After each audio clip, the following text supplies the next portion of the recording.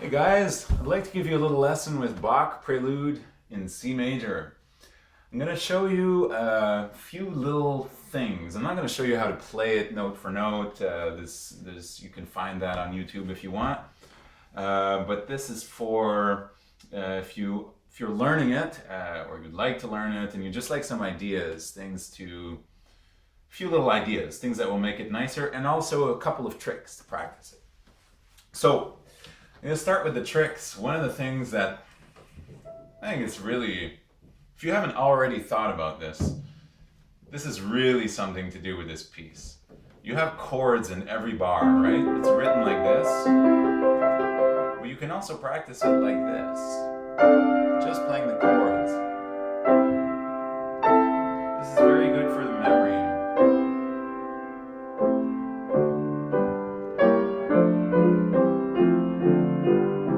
So learn to play the piece like this as well. It's very useful. Another thing you can do, let's say you have a problem going from here,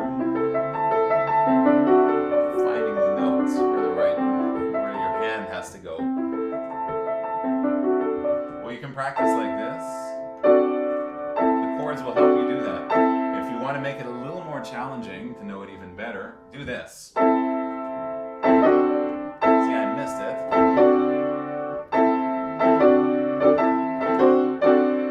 That. That's a little harder. If that's too fast, you can take your time a bit and like this. That's also very good. But here's another idea. If you're doing it like this, taking your time, not just like this, start this way. Play the chord, and now place the next one, and then play it. Repeat, and place the next one. It's placed, now play it. Same thing. You always repeat the chord before and jump. So the fast part is to play it and get in the next place. This is what's hard. That's where the practice is. Once your hand is there, you can just play it. So that's going to help a lot. There's a couple of little things, little dynamics and things I'd like to mention as well. Things that will just bring out the structure a little bit and make it sound nicer. Bar 12, we have this. So this one should be more than this one because it resolves. Same in the next one. This is a pattern, so we have the same thing 2 times. This should be more, and then this one should be less. It resolves back down to C major. So that's the first thing. More, less. More, resolving down, less. The second thing, the second layer of detail that we have here is twice the same thing. The first time and the second time. Right? So the first time we do more on both of these. Even there's a more less, and then less the second time.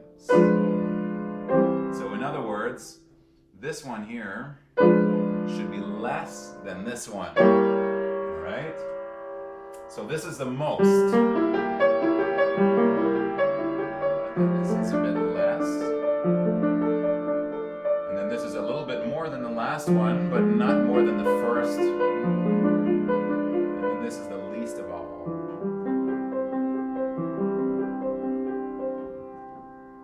And then here, I like to stay kind of soft. Bring the bass here. That's the lowest note we've had so far, is this G. So the G, C is important.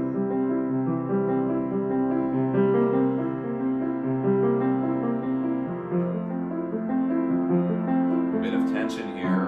The bass is important again. This A flat, more A flat, and then less G. Now we have this G pedal, right? It's just going to repeat G in the bass until we get to this C finally at the end. So this is a good place. I noticed musicians, they write a crescendo here. Not a bad idea.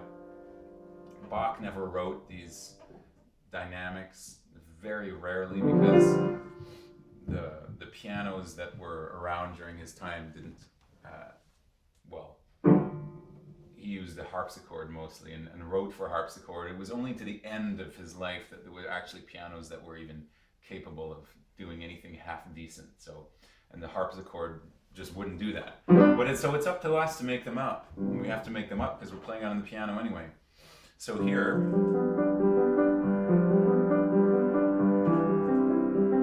a little bit less. It's just an idea. It's something I like to do. I like to bring out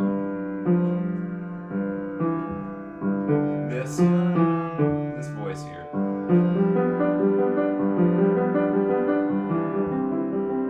If you like. Another thing you can do is bring out this C, which goes down to B. Now, for sure, you have to do a bit more here. We get a little sunshine.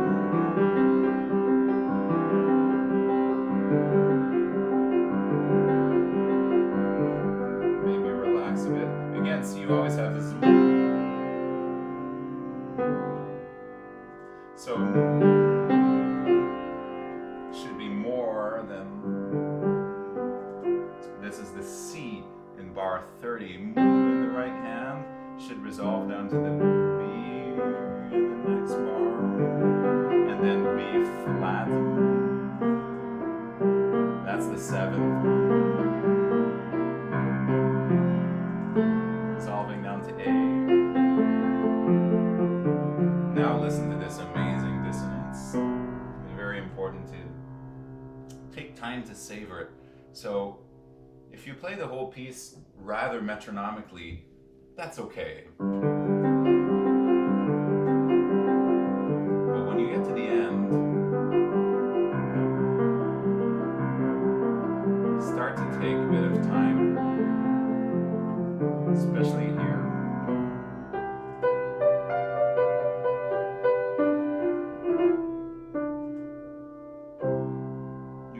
Trill there if you want, or just play it normally. So another little thing here, you can make a little wave in the right.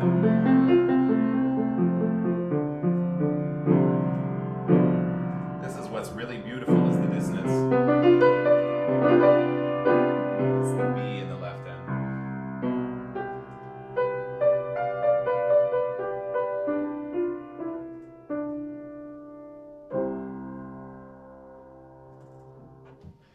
I hope this inspires you to do bring out a few little details in this piece, make it sound a little better.